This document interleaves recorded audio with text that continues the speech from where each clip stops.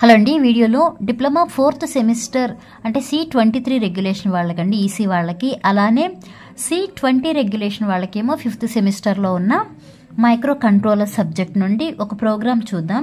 ఈ programme C20 regulation వాళ్ళకి July 2023లో instant సప్లీలో అడిగిన ప్రోగ్రామ్. ఓకే, ఇది ఇద్దరికి యూజ్ అవుతుందండి. C20 అలానే C23 రెగ్యులేషన్ వాళ్ళకి ఇద్దరికి యూజ్ అవుతుంది. 10 8-bit numbers are present in the external RAM locations from address 4500H onwards. Write an ALP. ALP ante Assembly Language Program to transfer these numbers into internal RAM locations from 40H onwards. ఏం చేయాలి, మనం డేటాని transfer చేయాలి. ఎక్కడ ఉన్నాయి మనం ఉన్న డేటాని ఎక్కడికి ట్రాన్స్ఫర్ చేయాలి అంటే 4500 అనే అడ్రస్లో ఉన్న డేటాస్ని, ఎన్ని డేటాస్ని, 10 డేటాస్ని, ఆ 10 కూడా ఎన్ని, 8-bit నంబర్స్ని. మనకి 8051 micro controller is an 8-bit micro controller, అంటే 8-bit డేటానే ఉంటుంది. అలా ఎన్ని నంబర్స్ తీసుకోవాలంటే 10 నంబర్స్ తీసుకోవాలి.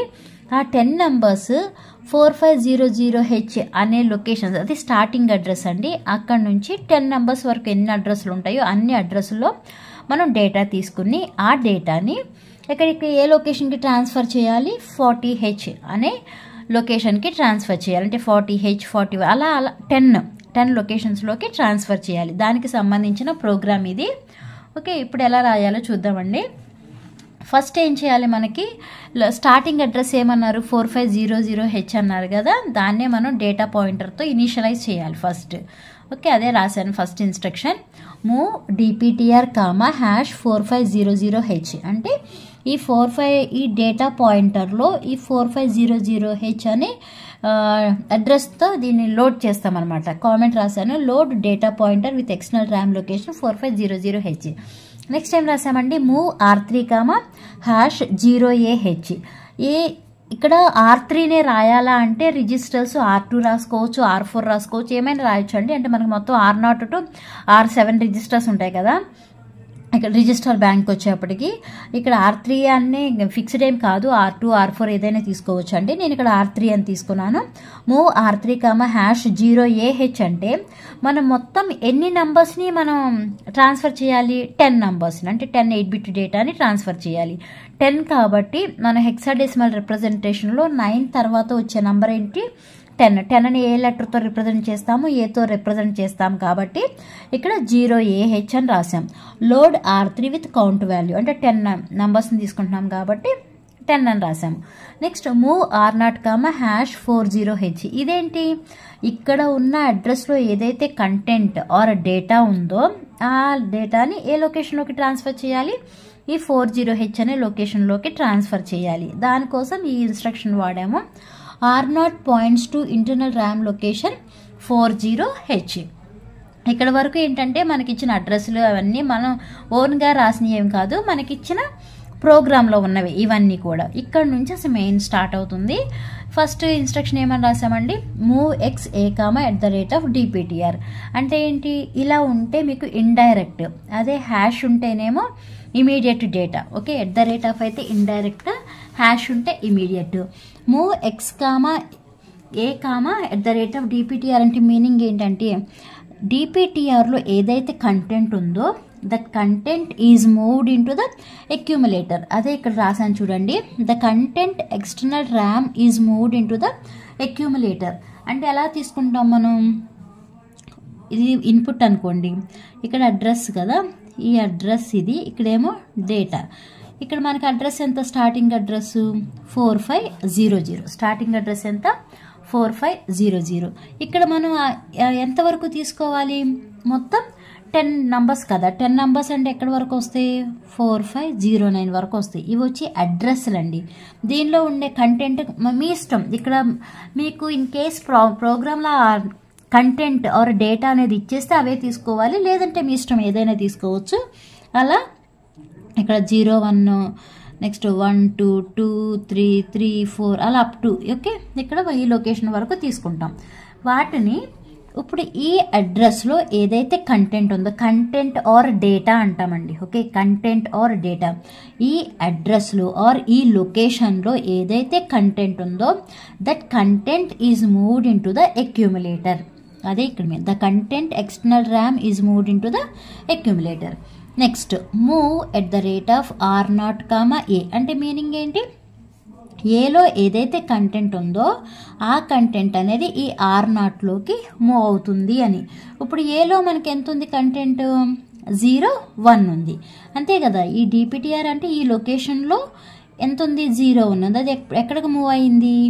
ఏ అనే అక్యూములేటర్లోకి మూవ్ అయ్యింది. నెక్స్ట్ ఇన్స్ట్రక్షన్ ఏమని రాసాము? Move at the rate of R0, A అంటే ఏలో ఏదైతే కంటెంట్ ఉందో ఆ కంటెంట్ అనేది ఎక్కడికి మూవ్ అవ్వాలి? R0లోకి మూవ్ అవ్వాలి. ఏలో ఎంత ఉంది? 0, 1 ఉంది. మరి R0లో ఎంత ఉంది? 40H. దీనిలోనే ఇక్కడ ట్రాన్స్ఫర్ అవ్వాల్సిందని చెప్పాను. ఇవి ఇన్పుట్ అండి, ఇది ట్రాన్స్ఫర్ అయింది అనమాట. ఇవి అబ్జర్వేషన్స్ అనో లేకపోతే ట్రాన్స్ఫర్ డేటా అని రాసుకోండి. ఇప్పుడు ఈ లొకేషన్లోకి ట్రాన్స్ఫర్ అవుతుంది. ఓకే, నెక్స్ట్ ఇన్స్ట్రక్షన్ ఏంటి? ఇంక్రిమెంట్ R0 మనకి ఎంత ఉంది? ఇక్కడ 40H ఉంది. నెక్స్ట్ ఇక్కడ ఇంక్రిమెంట్ R0 అంటే ఏమవుతుంది? ఒకటి R0లో ఉన్న వాల్యూకి 1 యాడ్ అవుతుంది, అంటే ఇంక్రిమెంట్ R0/1 అంటే ఇక్కడ ఏమవుతుంది? 41 అవుతుంది. నెక్స్ట్ ఇక్కడ ఏముంది? ఇంక్రిమెంట్ DPTRలో స్టార్టింగ్ అడ్రస్ ఎంత? 4500 కదా.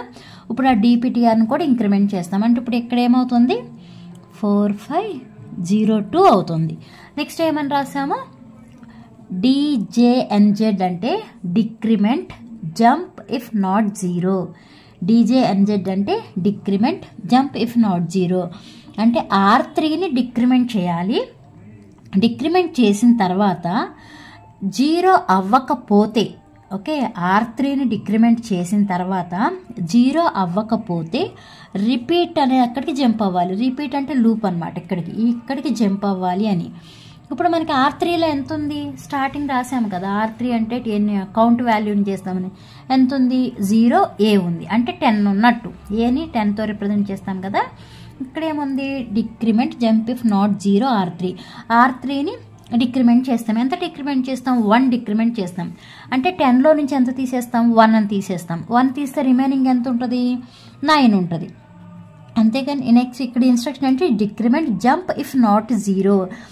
R3 అనేది 0 అవ్వకపోతే ఇక్కడ ఈ లూప్ అడ్రస్కి జంప్ అవ్వండి అని అన్నారు. మనకి 0 అయ్యిందా? అవ్వలేదు కదా. ఏ అనేది అంటే 10 నుంచి -1 చేస్తే ఏమవుతుంది? 9 అవుతుంది, అంతేగాని 0 అవ్వదు కదా. అంటే ఇప్పుడు ఏమవ్వాలి? ఈ లూప్ దగ్గరికి జంప్ అవ్వాలి. ఓకే, నెక్స్ట్ మళ్ళీ ఇక్కడ repeat move X A, @DPT. ఇప్పుడు DPTRలో ఎంత ఉంది మనకి? అడ్రస్ 4502 ఉంది. ఆ 4502లో ఎంత ఉంది కంటెంట్? 12 అనే కంటెంట్ ఉంది. ఇప్పుడు ఆ 12 అనే కంటెంట్ ఎక్కడికి మూవ్ అవుతుంది? అక్యూములేటర్లోకి మూవ్ అవుతుంది. ఓకే, అంటే ఇప్పుడు ఏలో ఎంత ఉన్నట్టు? 12 ఉన్నట్టు. ఏలో ఎంత ఉన్నట్టు అండి? 12 ఉన్నట్టు. Next move at the rate of R0, A. ఏలో ఎంతైతే కంటెంట్ ఉందో that content is moved into R0. ఇప్పుడు R0 అంటే ఎంత అని చెప్పాము?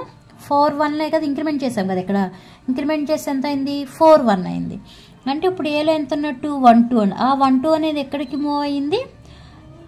ఈ R0లోకి మూవ్ అయింది. R0లో ఎంత ఉంది? 41 ఉంది. Okay, next increment R0. మళ్ళీ ఇప్పుడు R0ని ఇంక్రిమెంట్ చేయాలి. ఇంక్రిమెంట్ చేస్తే ఎంత అవుతుంది? 42 అవుతుంది. నెక్స్ట్ ఇంక్రిమెంట్ DPTRని ఇంక్రిమెంట్ చేస్తే 4503 అవుతుంది. Next decrement jump if not 0 అంటే R3 డిక్రిమెంట్ చేయాలి. ఇందాక ఎంత డిక్రిమెంట్ చేసాం? 1 డిక్రిమెంట్ చేస్తే ఎంత వచ్చింది? 9 వచ్చింది. ఇప్పుడు మళ్ళీ 1 డిక్రిమెంట్ చేస్తే ఎంత వస్తుంది? 8 వస్తుంది.